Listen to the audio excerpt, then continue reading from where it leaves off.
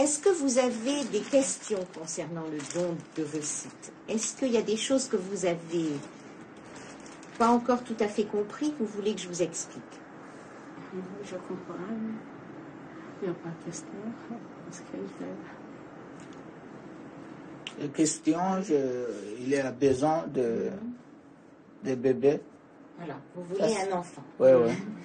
Mais il faut quand même que vous ayez bien compris comment ça se passe. Ça a été très difficile parce que lui ne parle quasiment pas le français. Elle comprend. Mais évidemment, dès qu'on arrive à des choses un petit peu techniques, ça devient beaucoup plus compliqué. Alors, moi, j'ai pas eu trop de mal à parler avec eux parce que, comme il ne s'agissait pas de technique ni de science, c'est plutôt dans la relation et dans l'affect, ça se passait bien. J'ai trouvé qu'elle était extrêmement douce avec lui. Elle lui prenait la main pour lui traduire. Elle a quelque chose de très attachant, je sais pas. De toute façon, madame, elle m'a dit Inch'Allah, c'est Dieu qui décide si on a des enfants ou pas, donc on fait ce qu'on peut. Mais je ne suis pas sûre que le don d'ovocytes, ça représente vraiment quelque chose pour eux. Que tout ça, ça se mélange, FIV, don d'ovocytes, comme quand les patients pensaient que le sperme, c'est une piqûre de médicaments et puis une piqûre de sperme, je sais pas.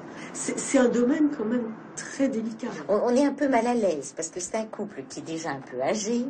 C'est un couple qui vit avec un enfant adopté par elle. Le mari, lui, il est déjà largement père et il sera bientôt grand-père. C'est ce que je lui ai dit. C'est ce que je lui ai dit. Puisqu'il a... voilà. C'est un couple qui ne travaille pas.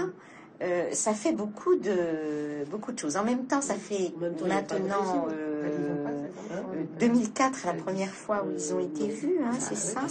Donc ça fait 6 ans qu'ils sont toujours dans cette demande. Là, j'ai dit qu'il fallait faire une congélation de spermatozoïdes. Ils étaient ce matin. Ce matin, je les ai vus en arrivant. Voilà, ils sont venus ce matin pour faire. Donc leur désir et leur demande, elle est absolument réelle. Écoute, ils veulent un enfant. Ils l'ont manifesté en attendant 4 ans, 5 ans, je ne sais plus. Donc pour toi, c'est OK. Surtout, je vois pas de raison pourquoi. Non. C'est ça. Ça peut être gênant, mais il n'y a pas de raison objective pour refuser. Non. Cette fois, c'est parfait.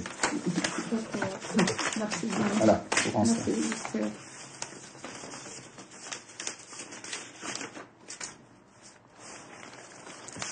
Si tout se passe bien, le don se fera ici, vers le 9 mars. D'accord ? Donc, il faudra que vous donniez le sperme à ce moment-là, mais je vous rappellerai. Hein, et ensuite, quelques jours après, on fera le transfert des embryons. Voilà. Donc, a priori, si tout se passe bien, on peut espérer faire un transfert d'embryons mi-mars. Le 9. Entre le 9 et le 15 mars. Vous êtes là ? Oui, oui, parce que je croyais que vous étiez... Vous êtes contente ? Allah Ben, oui. Il est temps. Hein. Ça fait tellement longtemps. Et donc, il faut qu'on reprenne le traitement hormonal pour vous préparer, pour accueillir les embryons. Hein. D'accord, merci. Voilà. Donc, je vais vous donner l'ordonnance et le 1er mars, on se voit. Et je vous donne la suite du programme. D'accord, merci. Bon ?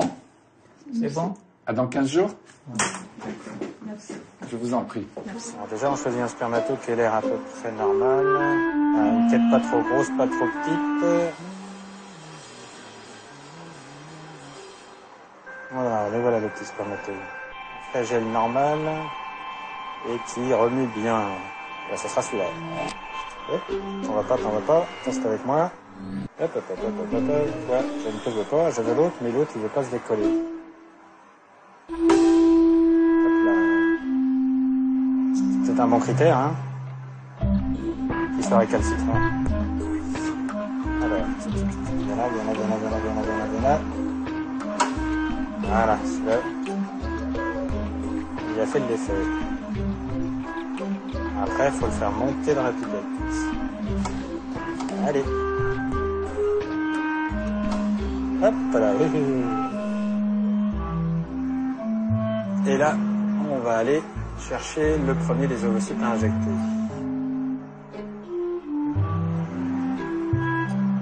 Mon petit spermato, il arrive. Et on ressort comme on est venu. On met de l'huile par-dessus pour que tout ce petit monde soit bien au chaud.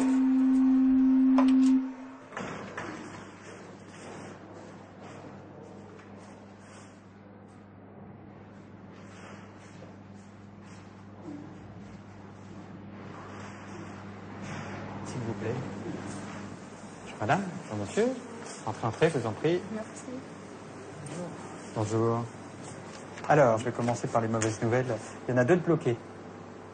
Il y a 2 embryons qui sont restés comme hier, ils n'ont pas bougé. Donc ça veut dire que c'est pas bon pour eux. Hein? Alors, il est beau, mais il n'y en a qu'un seul. On fait quoi maintenant? Eh bien, on met le tout seul. On met l'embryon dans votre utérus. Il en reste un, il est beau, et il a toutes ses chances. Ouais, absolument. Donc celui-là, on va le remettre. D'accord? Merci. Maintenant.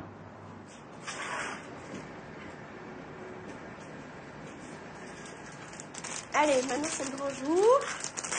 Depuis le temps que vous attendez. Ça va? Voilà, nous on est prêts. Il faut juste que Philippe me ramène l'embryon. On va vous mettre dans votre utérus, dans le calme, tranquillement, pour qu'il soit bien accueilli.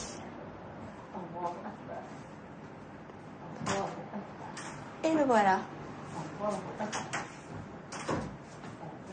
Je replace votre embryon maintenant.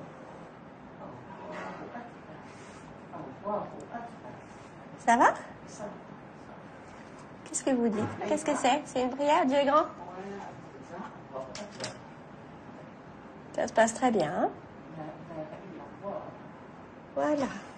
On va aller vérifier que l'embryon n'est plus dans le petit cathéter. S'il n'y est plus, c'est qu'il est bien chez nous. Et dans 2 semaines, on pourra savoir si ça a marché ou pas. C'est bon? Ah, quel joli sourire. Vous qui étiez complètement crispé tout à l'heure, ça va mieux, hein? Allez, je vous serre la main. Et je vous souhaite plein de bonnes choses à tous les 2. Et voilà.